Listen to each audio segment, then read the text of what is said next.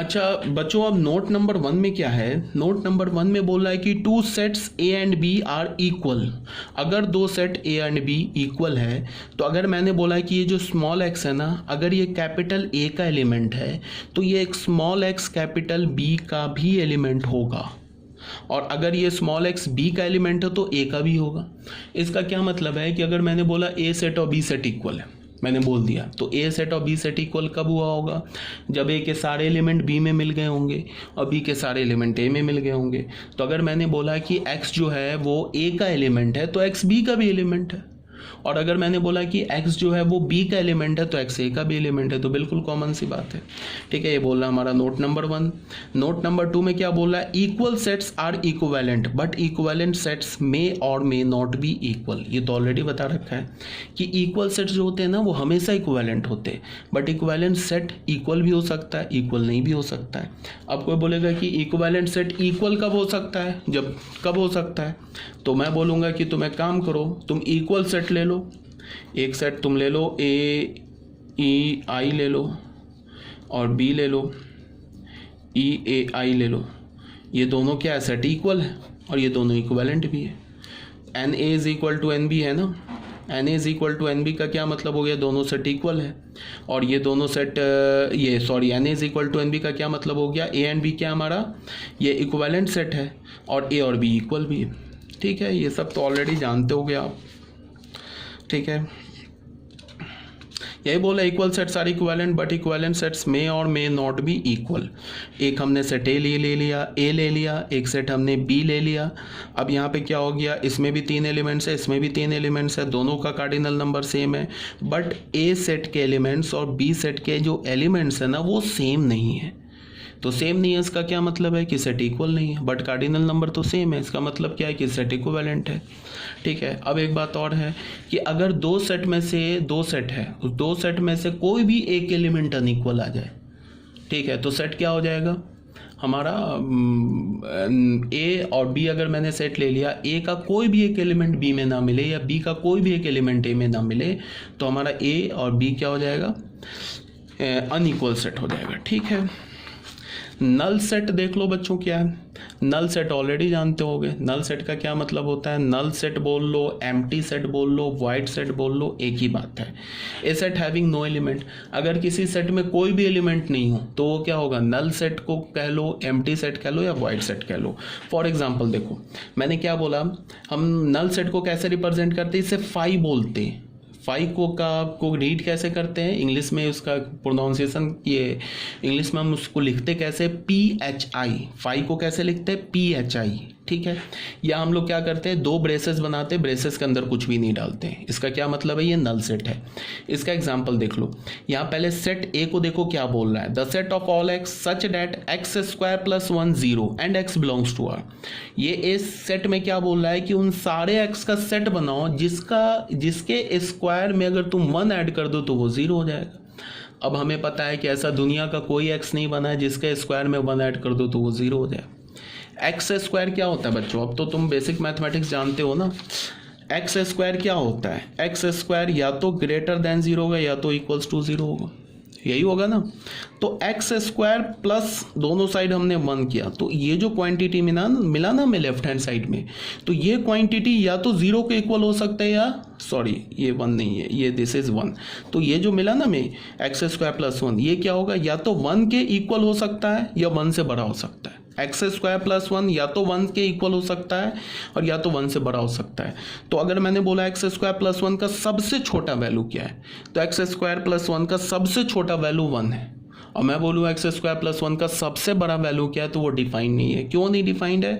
Because x का तुम value increase करते जाओ तो एक्स स्क्वायर प्लस 1 का वैल्यू मिलती है, इंक्रीज होता जाएगा। तो मेरी बात आ रही समझ में? यहाँ पे क्या बोल रहा है? यहाँ बोल रहा है कि उस एक्स को निकालो जिसका स्क्वायर प्लस 1 0 हो। तो ऐसा तो कोई एक्स है ही नहीं, बिकॉज एक्स स्क्वायर प्लस 1 का जो मिनिमम वैल्यू क्या होगा? 1, 0 तो हो ही नहीं सकता। And x belongs to R, तो ये हमारा क्या है? ऐसा कोई एक्स नहीं है। इसका मतलब ये जो सेट हमारा एम्प्टी सेट है, नल सेट है। सेकंड एग्जांपल में आ जाओ, set of odd natural numbers divisible by 2। अब बताओ, अगर कोई भी ऑड नेचुरल नंबर डिविजिबल 2 से तो होगा नहीं, इसका मतलब ये जो बी सेट क्या हमारा नल सेट है या एम्प्टी सेट है। सी में क्या बोल रहा है, the set of all x such that x belongs to natural number, बोल रहा है कि उन सारे एक्स का सेट बनाओ जो कि नेचुरल नंबर है और वो नेचुरल नंबर 0 और 1 के बीच में भी है। ये पॉसिबल है कि 0 और 1 के बीच में नेचुरल नंबर मिल जाए, ये तो पॉसिबल ही नहीं है। तो ये सेट हमारा क्या हो गया 5। अब आ जाओ बच्चों नोट 1 में। नोट 1 में क्या बोल रहा है, अक्सर बच्चे कंफ्यूज होते हैं। अगर किसी बच्चों से पूछो ना तुम कि ये क्या है, अगर तुम पूछो कि ये क्या है तो वो इसको क्या बोलेंगे, एम्प्टी सेट। इसे क्या बोलेंगे, एम्प्टी सेट, जो कि बिल्कुल गलत है। अगर तुमसे पूछो, किसी बच्चे से ये पूछो कि ये क्या है, तो बहुत बच्चे इसको भी एम्प्टी सेट बोलेंगे, जो कि बिल्कुल गलत है। ये एम्प्टी सेट थोड़े ना है, ये एम्प्टी सेट, इसमें तो एक एलिमेंट है 0। ये भी एम्प्टी सेट थोड़े ना है, इसमें एक एलिमेंट है 5। अच्छा एक बात और बता दूं कि सेट का एलिमेंट खुद एक सेट भी हो सकता है। जैसे ये देखो, इस सेट का जो एलिमेंट है ना ये 5 है, 5 खुद एक सेट है। 5 कैसा सेट है, एम्प्टी सेट है। तो ये एक सिंगलेटन सेट है और ये भी एक सिंगलेटन सेट है। सिंगलेटन सेट किसे बोलते हैं, जिसमें एक एलिमेंट हो। ये एम्प्टी सेट नहीं है, ये भी एम्प्टी सेट नहीं है, दोनों सिंगलेटन सेट है, ठीक है। तो यही बात यहाँ बोला गया है कि the set 0 is not an empty set as it contain 1 element 0। ये भी हमारा एम्प्टी सेट नहीं है बिकॉज इसमें एक एलिमेंट है 5, और ऑलरेडी बताया कि सेट का एलिमेंट सेट भी हो सकता है। अब आ जाओ 7th पॉइंट में, सिंगलेटन सेट में। सिंगलेटन सेट क्या बोल रहा है, a set having single element is called a singleton set. अगर किसी सेट में सिर्फ एक एलिमेंट हो उसे हम क्या बोलते हैं, सिंगलेटन सेट बोलते हैं। जैसे कि एग्जाम्पल ले लिया, the set of present prime minister of India. अब मान प्राइम मिनिस्टर इंडिया में तो एट ए टाइम एक ही होते हैं, ऐसा तो नहीं होता है कि 2 प्राइम मिनिस्टर आ जाते हैं। तो अगर मैंने बोला कि प्रेजेंट प्राइम मिनिस्टर का सेट बनाओ तो एक ही एलिमेंट आएगा जो कि प्रेजेंट प्राइम मिनिस्टर होगा। तो ये कैसा होगा, हमारा एक सिंगलेटन सेट होगा। जैसे देखो हमने ये लिखा, ये एक सिंगलेटन सेट है, ये भी एक सिंगलेटन सेट है, ये भी एक सिंगलेटन सेट है, ये भी एक सिंगलेटन सेट है, ठीक है। पेयर सेट, पेयर सेट का मतलब क्या होता है, अगर किसी सेट में 2 एलिमेंट्स प्रेजेंट हो ना, अगर किसी भी सेट में 2 एलिमेंट्स आ जाए तो उसे हम क्या बोलते हैं, पेयर सेट बोलते हैं, ठीक है। और सेट ऑफ सेट्स किसे बोलते हैं, सेट ऑफ सेट्स किसे बोलते हैं, अगर किसी भी सेट का एलिमेंट खुद सेट हो जाए।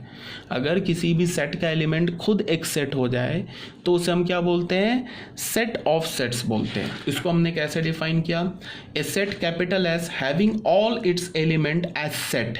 एक हमने कैपिटल एस लिया सेट, इस कैपिटल एस सेट के जितने भी एलिमेंट्स है वो खुद एक सेट है।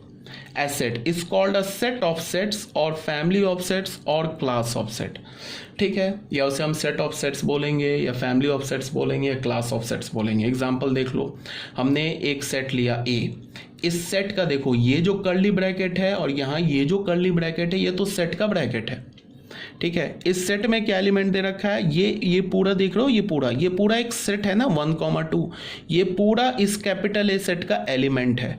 फिर ये जो देख रहे हो ना सेट 5, 3, ये पूरा जो है ये सेट जो है ये ए का एलिमेंट है। फिर ये जो सेट दे रखा है ना 2, 3, 8, ये भी सेट ए का एलिमेंट है। और ये ए सेट क्या है, ये सेट ऑफ सेट्स है।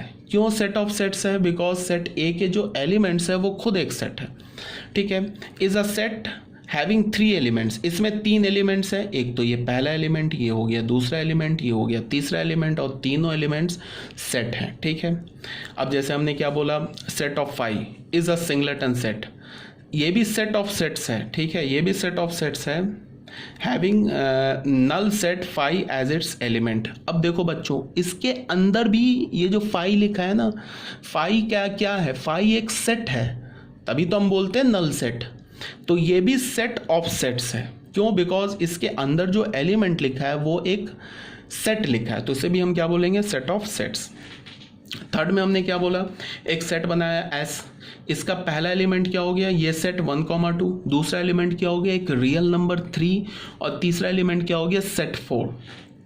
तो अगर मैं तुम्हें बोलूं कि ये जो कैपिटल एस है ये क्या सेट ऑफ सेट्स है, तो तुम बोलोगे नहीं, ये सेट ऑफ सेट्स नहीं है, क्योंकि ये जो 3 है ना ये एक रियल नंबर है, ये सेट नहीं है।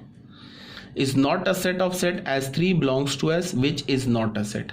तो सेट ऑफ सेट्स किसे बोलेंगे, सेट ऑफ सेट्स हम लोग उस सेट को बोलेंगे जिसके सारे एलिमेंट्स सेट होने चाहिए। अगर एक भी एलिमेंट ऐसा मिल गया जो कि सेट नहीं है तो उसे फिर हम सेट ऑफ सेट्स नहीं बोलेंगे। ठीक है, तो बच्चों आज इतना ही रहने देते हैं। अब एक बात को ध्यान से सुनो, थोड़ा सिलेबस हम लोग को अब थोड़ा फास्ट होंगे, ठीक है। और दूसरी बात क्या है कि आज का जो क्लास था उसमें कोई आप देख रहे होगे कुछ हमने नया सीखने को नहीं मिला, ये तो ऑलरेडी जानते हो।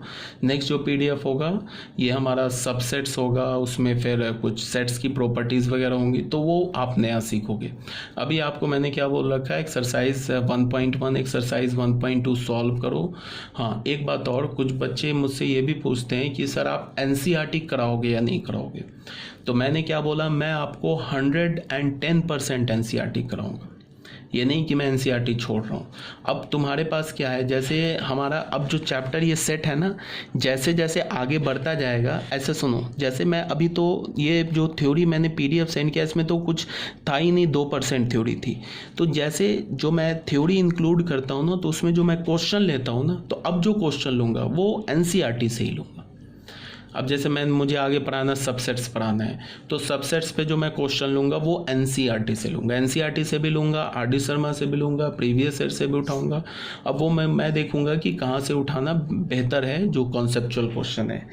तो एनसीईआरटी तो मैं क्वेश्चन डिस्कस करूँगा। हाँ, 1 by 1 तुम बोलोगे कि सारे क्वेश्चन डिस्कस कर दो, वो पॉसिबल नहीं है किसी भी टीचर के लिए, ठीक है। और तुम्हारे पास एक खुला ऑप्शन क्या है कि अगर तुम्हें एनसीईआरटी का कोई भी क्वेश्चन नहीं समझ में आ रहा है उसको लिख कर रखो, और जैसे ही हमारा क्लास स्टार्ट हो वैसे ही वो आप मुझे सेंड कर दो, ठीक है। या तो मैं उसी क्लास में तुम्हें डिस्कस कर दूंगा, या तो मैं क्या करूंगा कि जो मैं नोट्स बनाऊंगा ना, उस नोट्स में वो क्वेश्चन मैं ऐड कर दूंगा, ठीक है। पहली बात। दूसरी बात क्या है कि हम लोग हर चैप्टर के बाद एक मिसलेनियस क्वेश्चंस करेंगे, तो या मिसलेनियस क्वेश्चन करेंगे, तो उसमें क्या होगा, एनसीईआरटी के क्वेश्चंस मैं एक्सरसाइज 3.1 3.2 3. जितने भी एक्सरसाइज हैं वो तुम लोगों से मैं पूछ लूँगा कि किस एक्सरसाइज में कौन सा क्वेश्चन मुझे कराना है।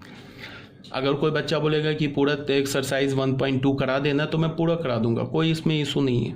तुम लोगों से ही पूछूंगा कि कौन सा एक्सरसाइज में कितने क्वेश्चंस कराने हैं, तुम जितने क्वेश्चंस बोलोगे वो सब मैं सारे सॉल्व कर दूंगा या डिस्कस कर दूंगा। और ये जो मैं पीडीएफ बना रहा हूँ, इस पीडीएफ में मैं एनसीईआरटी के भी क्वेश्चन इन्वॉल्व करूँगा और भी डिफरेंट टाइप्स के क्वेश्चन डालूंगा, ठीक है। फिर ओके, फिर बाय बाय।